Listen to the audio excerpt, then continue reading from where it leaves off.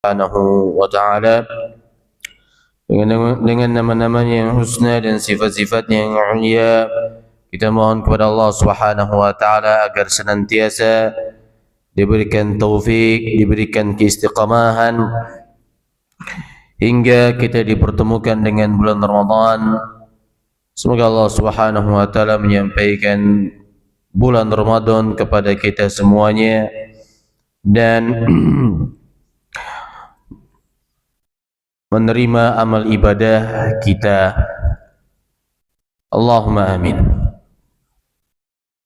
Kaum muslimin yang berbahagia, di malam hari ini insyaallah kita akan melanjutkan kembali pengajian fikih dari kitab Al-Mulakhas Al-Fiqhi, ringkasan-ringkasan fikih milik Fadilat Al-Syekh Shalih Al-Fauzan hafizahullah ta'ala, terkait dengan puasa.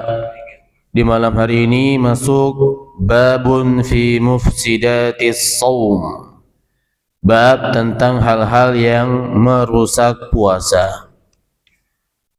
Kata Fadilatul Syekh, "Lis-siyami mufsidatun yajibu 'alal muslimi an ya'rifaha liyatajannabaha." Puasa mempunyai hal-hal yang merusaknya. Seorang muslim wajib mengetahuinya agar bisa menghindarinya dan mewaspadainya. Karena perusak-perusak puasa dapat membatalkan puasanya dan merusak ibadah puasanya. Wa hadhil mufattiratu minha, pembatal-pembatal atau perusak-perusak puasa tersebut diantaranya adalah satu, al-jima', berhubungan suami istri. Walhamdulillah, di dalam Islam segala sesuatu yang membahayakan kita di akhirat atau membahayakan urusan akhirat kita, walhamdulillah sudah ada keterangannya. Bahkan para ulama ada yang membahas dosa-dosa besar dalam kitabnya Al-Kabair. Kemudian ada juga dalam kitabnya Az-Zawajir dan yang lainnya. Itu semuanya dosa-dosa besar, penting untuk diketahui agar jangan sampai dilakukan atau terjatuh ke dalamnya. Maka penting bagi kita juga untuk mengetahui apa saja hal-hal yang dapat merusak puasa, hal-hal yang dapat membatalkan puasa. Yang pertama adalah berhubungan suami istri. فَمَتَى جَامَعَ الصَّائِمُ بَطُلَ صِيَامُهُ. Bila orang yang berpuasa melakukan perbuatan ini, maka puasanya batal. وَلَزِمَهُ قَضَاءُ ذَلِكَ الْيَوْمِ. Dan hari tersebut wajib diqadanya. Wajib diqadanya. Di samping wajib juga dia menebus kafarat. Kafaratnya yaitu satu, memerdekakan itq raqabah, memerdekakan hamba sahaya, memerdekakan budak. Zaman sekarang budak masih ada nggak, Pak? Saya ada lihat kemarin, maksudnya sebuah informasi, ternyata ada masih di Indonesia, di daerah Sumba, tradisi turun-temurun.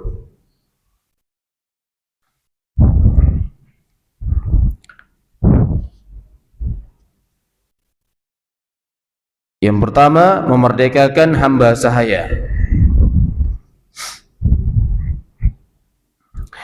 Jika tidak mendapatkannya atau tidak mempunyai harganya, maksudnya ada budaknya tapi nggak ada duit untuk menebusnya. Yang kedua, dia harus fa'alaihi an yasuma syahraini mutatabi'aini, dia harus puasa 2 bulan berturut-turut.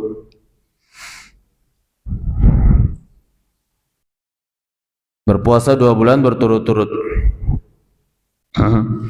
Jika tidak mampu karena uzur syar'i, maka dia memberi makan 60 orang miskin. Ini yang ketiga. Memberi makan 60 orang miskin.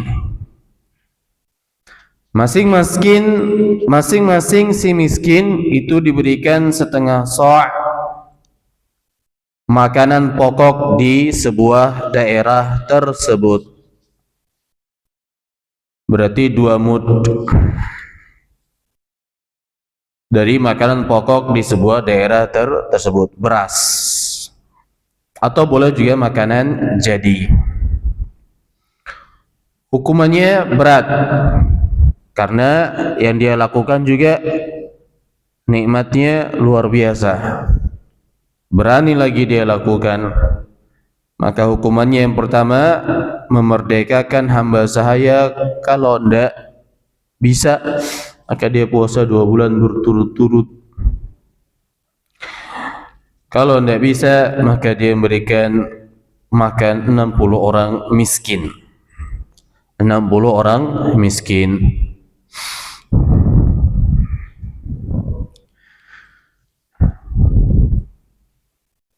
Kemudian yang kedua, pembatal puasa yang kedua adalah inzalul mani, mengeluarkan air mani. Bisa babi taqbilin, disebabkan oleh berciuman atau persentuhan, awistimnain atau onani, atau tikrar nazar, atau memandang terus menerus, dia ulangi lagi, dia ulangi lagi, dia ulangi lagi. Jika hal itu terjadi, maka rusaklah puasanya.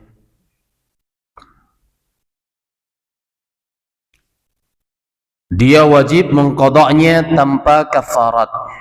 Dia wajib mengqadanya tanpa kafarat.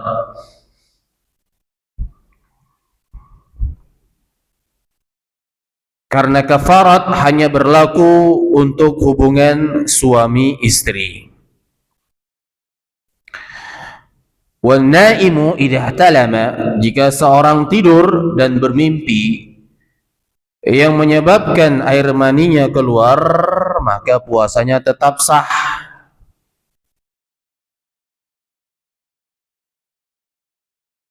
Tidak ada dosa baginya.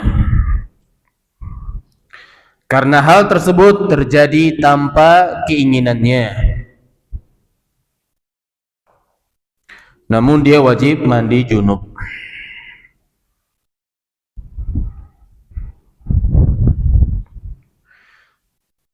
Kemudian pembatal yang ketiga, al-aklu awis syurbu muta'ammidan, makan dan minum dengan sengaja. Berdasarkan firman Allah Subhanahu wa taala dalam surah Al-Baqarah ayat 187, wa kulu washrabu hatta yatabayyana lakumul khaytul abyadu minal khaytil aswadi minal fajr thumma atimmus siyama ilal lail. Dan makan minumlah hingga terang bagimu benang putih dari benang hitam, yaitu fajar. Kemudian sempurnakanlah puasa itu sampai datangnya malam, jangan makan. Maka kalau dia makan atau minum dengan sengaja, maka puasanya batal. Adapun orang yang makan atau minum nasiyan, karena lupa, maka hal itu tidak mempengaruhi puasanya. la yu'athiru ala siyamihi, tidak mempengaruhi puasanya. Dalam sebuah hadis disebutkan, man nasiya wa huwa shaim fa akala aw shariba falyutimma shaumah fa innama at'amahu Allahu wa saqah. Siapa saja yang lupa padahal dia sedang berpuasa, lalu dia makan atau minum, maka hendaknya dia menyempurnakan puasanya, lanjut. Karena Allah yang memberinya makan dan minum.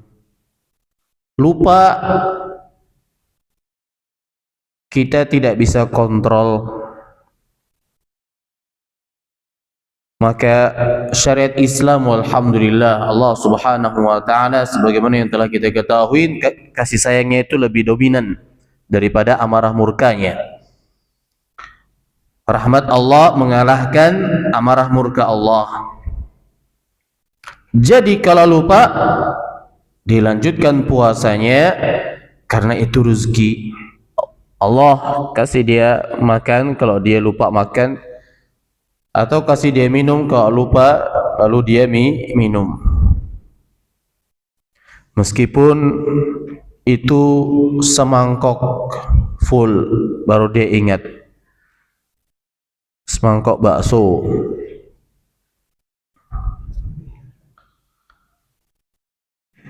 Fa innama at'amahu Allah, Allah lah yang berinya dia makan.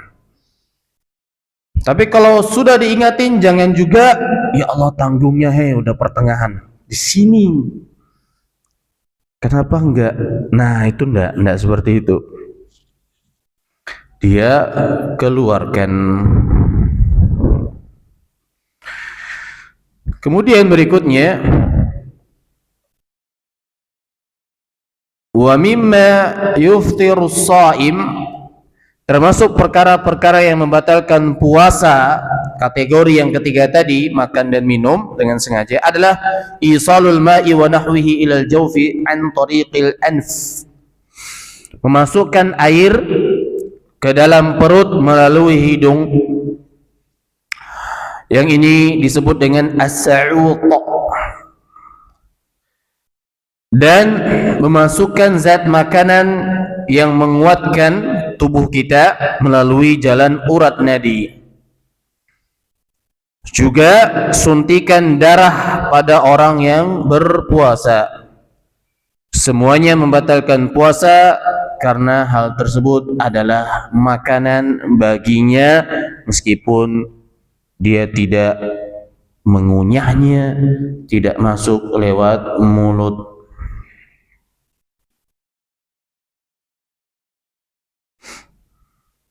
Memasukkan air ke dalam perut melalui hidung, memasukkan zat makanan melalui jalan urat nadi, dan suntikan darah pada orang yang berpuasa.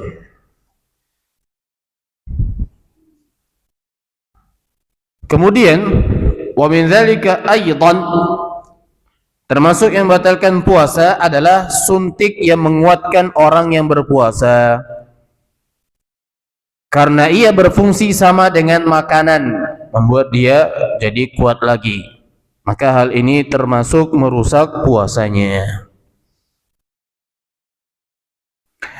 Adapun al-ibar, suntikan yang tidak mengenyangkan, maka orang yang berpuasa patut menghindarinya demi menjaga puasanya.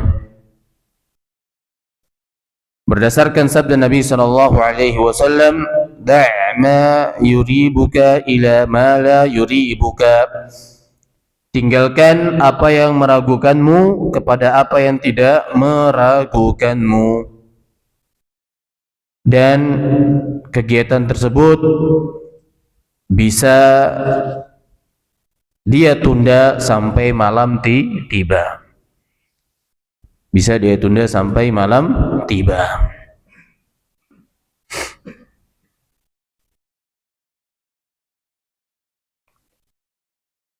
Kemudian yang keempat,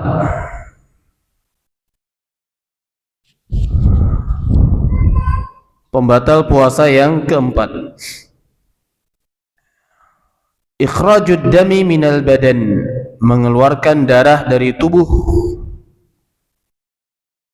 bihijamah, baik itu dengan bekam atau dengan donor kepada orang yang sakit, atau dengan fasdu,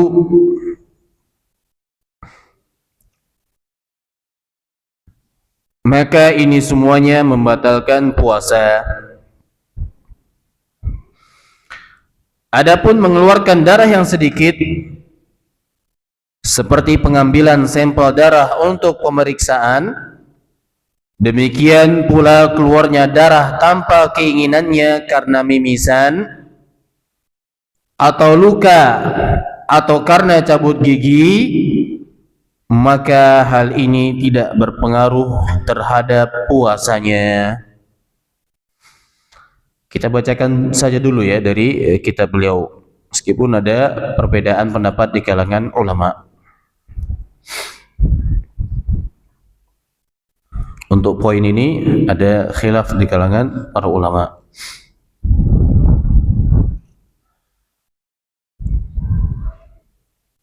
Berikutnya yang kelima, termasuk pembatal puasa adalah at-taqayyu', muntah dengan disengaja, yaitu mengeluarkan isi perut baik makanan maupun minuman muta'ammidan, dengan sengaja. Hal ini membatalkan puasa. Hal ini membatalkan puasa.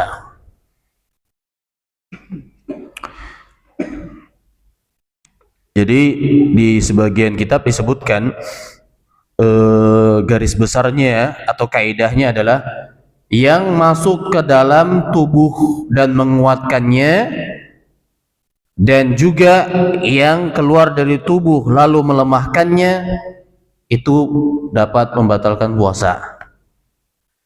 Yang masuk ke dalam tubuh dan menguatkannya, makanan, jalur infus, jalur mana, atau langsung jalur mulut,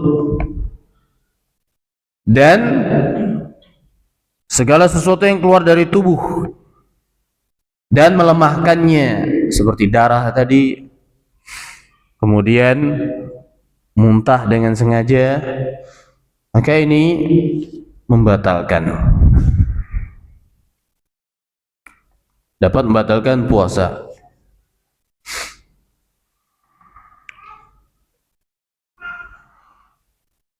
Maka dari situ berendam itu tidak membatalkan puasa. Cuaca panas,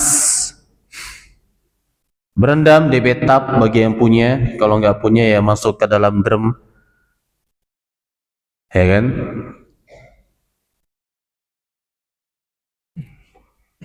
Itu tidak membatalkan puasa karena nggak masuk tubuh, tapi badannya fresh aja gitu. Baik. Terkait dengan masalah muntah dengan sengaja, adapun dalam kondisi tidak kuasa menahan muntah, kemudian keluar tanpa ada keinginan, bidun ikhtiyarihi, maka hal ini tidak berpengaruh terhadap puasanya. Yang pertama, ghalabahul qai'u, dikalahkan oleh rasa ingin muntah, tidak kuasa dia menahan muntahnya. Kemudian yang kedua, keluar tanpa ada keinginan. Kalau sudah seperti ini, maka tidak berpengaruh terhadap puasanya. Dasarnya adalah sabda Nabi SAW, man dzara'ahu al-qay'u falaysa 'alaihi al-qada' wa man istaqa'a 'amdan falyaqdi. Siapa saja yang dikalahkan oleh muntah, maka tidak wajib mengqada. Dan barang siapa muntah dengan sengaja, maka dia harus menggantinya, mengqadanya. Makna zara'ahu qai, makna dikalahkan oleh muntah, yakni ia keluar tanpa keinginannya. Keluar tanpa keinginannya. Sudah mau jam 5 sore ya kan, mau berbuka, ternyata dapat tugas dia harus mengantarkan takjilan ke masjid-masjid.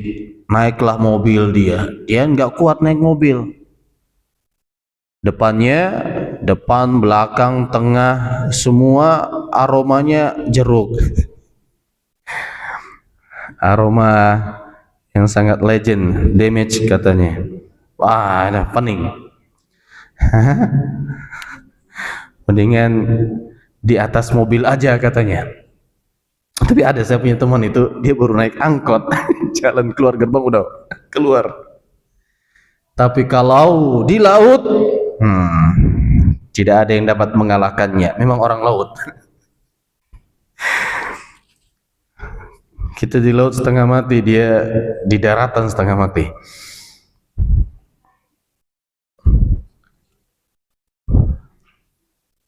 Baik. Kemudian makna istaqa'a itu sengaja muntah. Fi'il-fi'il yang didahului huruf alif sin ta itu bermakna minta. Berarti dia minta memuntahkan apa yang di dalam.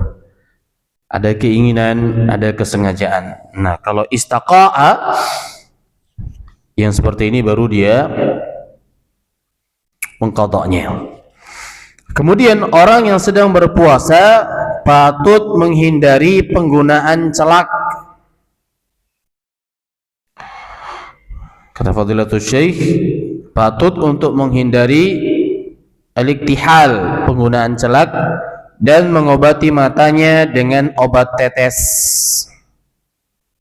atau lainnya saat sedang puasa demi menjaga puasanya. Bahasa beliau patut menghindari, an yatajannab, patut menghindari. Biasa tetes di mata kerasa di sini ya kan? Ini obat tetes mata keluaran kapan nih kok rasa boba di sini ya?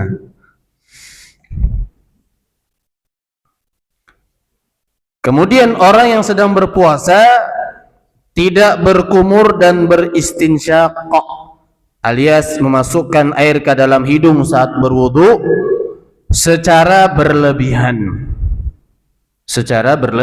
Berlebihan. Karena ditakutkan air akan masuk ke dalam tenggorokannya. Nabi SAW bersabda, "Wa baligh fil istinsyaqi illa an takuna sha'iman." Dan beristinsyaklah secara berlebihan, serius, kecuali jika kamu sedang berpuasa. Ya tarik emang sampai sini, kecuali sampai puasa, kecuali kalau sedang berpuasa. Jangan sampai ke pangkal.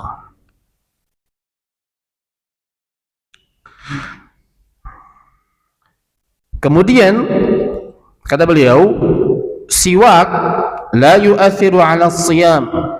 Siwak itu tidak berpengaruh terhadap puasa. Sebaliknya ia justru dianjurkan. Orang yang berpuasa didorong untuk bersiwak di awal siang atau di akhir siang. Di awal siang di pagi hari atau di akhir siang di sore hari menurut pendapat yang sahih.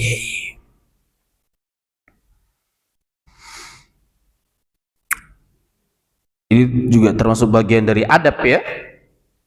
Orang berpuasa dia juga harus tetap menjaga penampilan. Orang berpuasa dia juga tetap harus menjaga penampilan. Nah,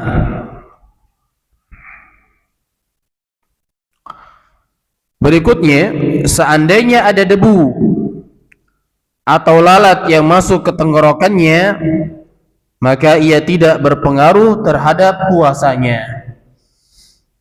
lagi motoran sore-sore nyari takjilan, tiba-tiba ada yang masuk ke dalam, sesuatu yang kecil, ya, biasa di jalan itu ya, apalagi kalau kiri kanannya masih hutan, bukan yang besar begini itu wadai, dan nggak mungkin juga motoran.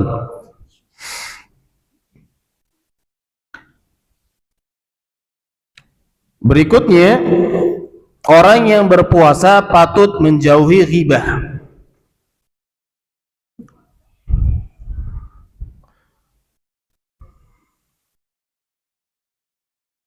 Dusta dan mencela. Orang yang berpuasa patut menjauhi ghibah, dusta dan mencela.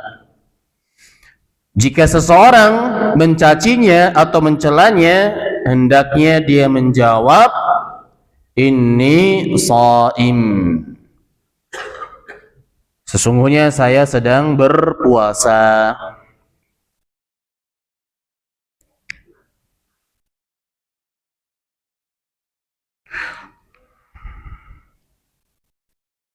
Kemudian kaum muslimin yang berbahagia, ucapan inni shaim, sesungguhnya saya sedang berpuasa, itu fungsinya dua. Mengingatkan orang yang mencela tersebut bahwasanya hati-hati puasamu, kamu mencela. Dan juga mengingatkan diri orang yang dicela, jangan sampai terpancing. Dan sebenarnya teknik ini juga kan yang diajarkan di sekolah-sekolah kalau ada yang membuli. Jangan dilawan pokoknya.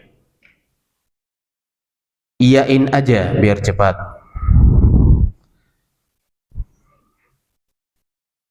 Karena memang pembuli itu dia butuh reaksi.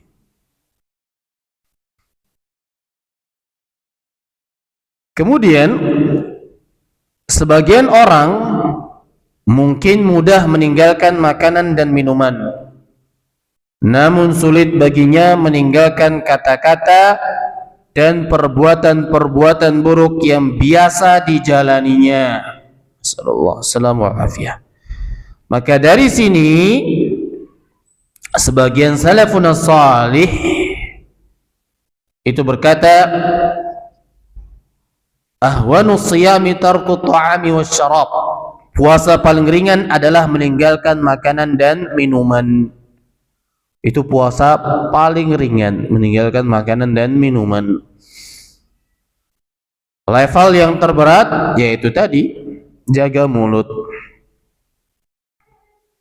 Makanya sudah paling aman itu diam di masjid. Diam di masjid bukan juga HP-an, bukan. Kalau HP-an ya sama aja. Ya kan? Mulut dijaga tapi jari jemari bekerja. Diam di masjid,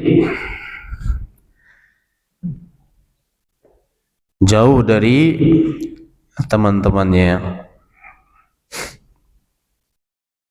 Seorang muslim wajib bertakwa kepada Allah. Seorang muslim wajib takut kepada Allah.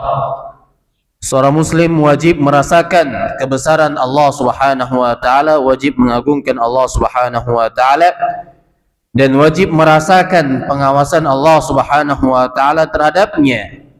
Bahwasanya meskipun dia tidak lihat tapi Allah Maha melihat. Hendaknya rasa ini dihadirkan di setiap waktu dan di setiap hal, di setiap kondisi. Fayuhafidhu ala siyamihi minal mufsidat. Sehingga dengan demikian dia dapat menjaga puasanya dari hal-hal yang membatalkan dan mengurangi pahala puasanya. Liyakuna siyamuhu sahihan, agar puasanya sahih, benar dan sempurna. Karena kalau dia puasa makan minum, berhubungan badan, tapi lisannya masih ke sana kemari, maka puasanya belum benar. dan belum sempurna.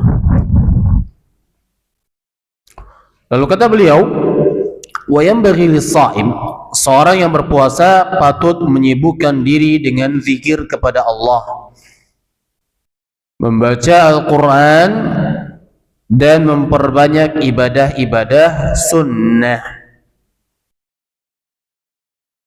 Faqad kana salafu idza shamu, bila salafun salih sedang berpuasa dahulu, maka mereka duduk di masjid. Wa qalu nahfazu shaumana wa la naghtabu ahadan, kami menjaga puasa kami dan tidak menggibahi siapapun, makanya kami standby di masjid. Kalau orang tersebut memiliki waktu untuk itu, jangan juga waktunya kerja dia ke masjid. Kerja ya kerja, dan kita masih kerja ya kan, masih hari-hari kerja. Jangan dia beralasan ini, oh saya di masjid sajalah, enggak, kerja. Oh, dia masih kerja. Disibukkan dengan pekerjaannya.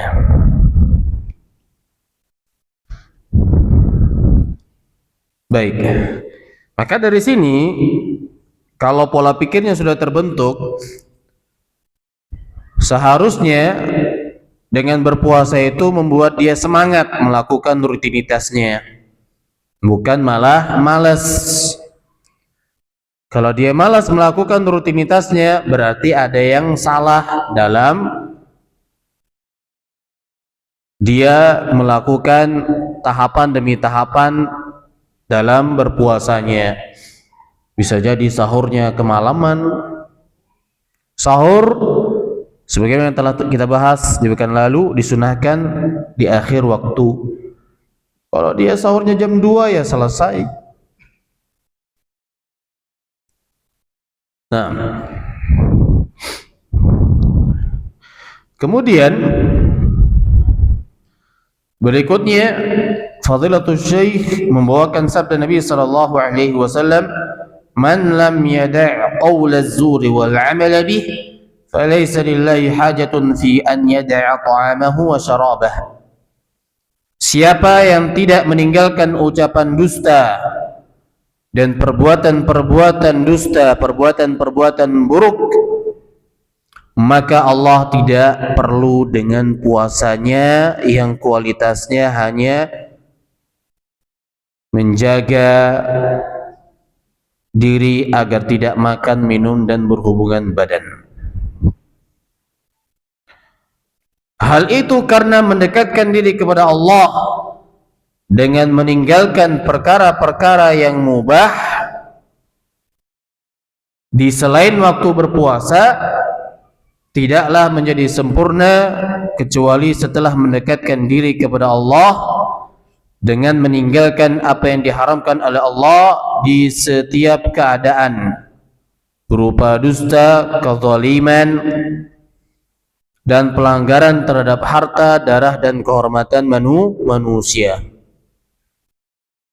وذلك لأنه لا يتم التقرب إلى الله تعالى بترك هذه الشهوات المباحة في غير حالة الصيام إلا بعد التقرب إليه بترك ما حرم الله عليه في كل حال من الكذب والظلم والعدوان على الناس في دمائهم وأموالهم وأعراضهم.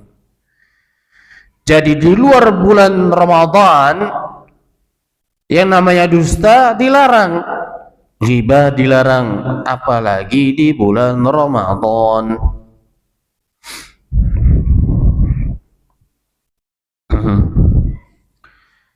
Kemudian Abu Hurairah radhiyallahu anhu meriwayatkan secara marfu', as-sha'imu fi ibadatin ma lam yaghtab musliman aw yu'dhih. Orang yang berpuasa senantiasa dalam ibadah selama tidak menggibahi seorang muslim atau menyakitinya.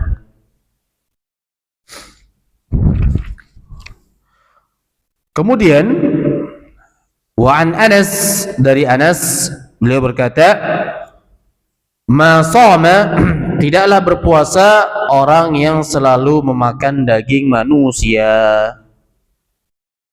bukan berarti dia kunyah, tapi maknanya adalah dia menggibahinya. Fasaimu, maka orang yang berpuasa meninggalkan perkara-perkara yang dibolehkan dalam keadaan tidak berpuasa, semestinya dia lebih patut untuk meninggalkan perkara-perkara yang tidak halal dalam segala kesempatan, sehingga dia benar-benar termasuk orang-orang yang berpuasa. Puasa anggota tubuhnya semuanya, bukan hanya perutnya dan apa yang di bawah perut, tapi mulutnya juga berpuasa, tangannya berpuasa, kakinya juga berpuasa, telinganya, matanya, dan seluruhnya. Selesai dari keterangan Fadilatul Syekh terkait dengan mufsidat as-shaum, hal-hal yang dapat merusak puasa, hal-hal yang dapat membatalkan puasa. Jadi beliau sebutkan 5 pembatal puasa. Yang pertama adalah berhubungan suami istri, yang kedua mengeluarkan air mani dengan sengaja, kemudian yang ketiga makan dan minum dengan sengaja, dan yang keempat mengeluarkan darah dari tubuh dengan bekam, sengaja ya, bekam, fasdu, donor darah. Tapi kalau tidak sengaja dan juga sedikit, tidak mengapa. Kemudian yang kelima adalah muntah dengan sengaja.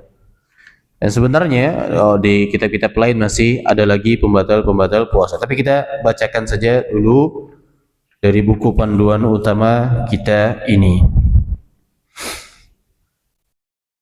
Berikutnya,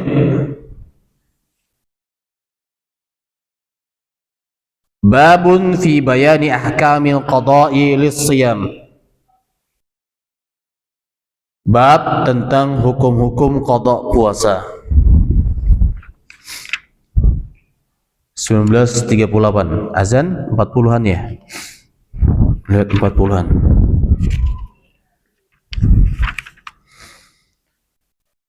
Hukum-hukum qada' puasa. Man afdhara fi Ramadan bisababin mubahin, siapa saja yang berbuka di bulan Ramadan karena alasan yang dibolehkan, seperti uzur syar'i yang membolehkannya berbuka, atau karena sebab yang diharamkan, seperti orang yang menggauli istrinya atau lainnya, maka dia wajib mengqadanya. Siapa saja yang berbuka di bulan Ramadan karena alasan yang dibolehkan, seperti safar, sakit yang dia nggak tahan lagi, atau dia berbuka sebabnya adalah sebab-sebab yang diharamkan, seperti berhubungan badan, maka dia wajib mengqadanya. Dasarnya adalah firman Allah dalam surat Al-Baqarah ayat 184. Fa'iddatum min ayyamin ukhar, maka wajib atasnya berpuasa sebanyak hari yang ditinggalkan itu pada hari-hari yang lainnya. Dianjurkan segera mengqadha agar tanggungannya segera terbebas. Syawal dianjurkan segera mengqadha agar tanggungannya segera terbebas. Ini juga ada khilaf di kalangan para ulama. Ya, namanya fikih, dari tadi yang kita baca tuh ada poin-poin khilafnya. Tapi kita baca saja dulu materi dari kitab Al-Mulakhas Al-Fiqhi. Kalau ada pertanyaan-pertanyaan, silahkan disampaikan ke admin grup. Bukan berarti kita pakai ring ya, tapi memang jamaah kan tidak semuanya punya nomor saya, dan bukan berarti saya juga membatasi diri. Terkadang posisi kita lagi ngapain, WA juga masuk pertanyaan. Jadi seperti itu keadaannya. Mungkin kita baca ini habis dulu. Nanti pertanyaan-pertanyaan mungkin kita bisa bahas di waktu-waktu yang lainnya. Ini masih pertengahan juga, masih pekan ketiga Rajab, berarti bisa 5 pertemuan lagi. Kemudian dianjurkan mengqadha secara berurutan, karena qadha meniru pelaksanaan. Pelaksanaannya kan ngurut. Jadi qadha juga dianjurkan ngurut. Jika tidak mengqadha dengan segera, maka wajib bertekad kuat untuk melaksanakannya. Betul, yang penting bertekad kuat, pasang niat. Jangan mengabaikan, karena urusan hati ini penting. Makanya tadi ada khilaf. Khilafnya itu kalau puasa Syawal itu kan hanya ada di Syawal. Kalau qadha kan waktunya masih panjang, seperti itu. Kenapa dia enggak qadha? Kan waktu juga banyak. Namanya orang Kalimantan, ya kan? Dia off 2 pekan, on 2 pekan. 2 pekan di hutan dia kerja, dua pekannya di rumah. Seperti itu. Kalaunya dia meninggal, alhamdulillah sudah ada tekad kuat, ada niat. Boleh menunda karena waktunya lapang. Betul. Setiap kewajiban yang waktunya lapang boleh ditunda dengan tekad melaksanakannya. Sebagaimana boleh memisah-misahkannya, yakni mengqadha puasa tidak berurutan. Namun jika yang tersisa dari Sya'ban hanya sebanyak hutang puasanya, maka dalam kondisi ini dia wajib membayarkan secara berurutan dengan ijma', karena waktunya menjadi sempit. Dia sibuk terus, kalau enggak safar sakit. Atau ibu-ibu, ya mohon maaf ya kan, ada yang sibuk tuh terus. Jadi tersisa hanya Sya'ban saja, maka dia usahakan qadha di situ. Tidak boleh menunda qadha melewati Ramadan berikutnya tanpa alasan syar'i. Berdasarkan ucapan Aisyah radhiyallahu anha, aku mempunyai hutang puasa Ramadan, aku tidak mampu melunasinya kecuali di bulan Sya'ban.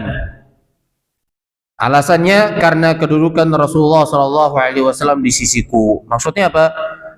Ibunda Aisyah ingin full service, ya, ingin menservis Nabi SAW dengan full.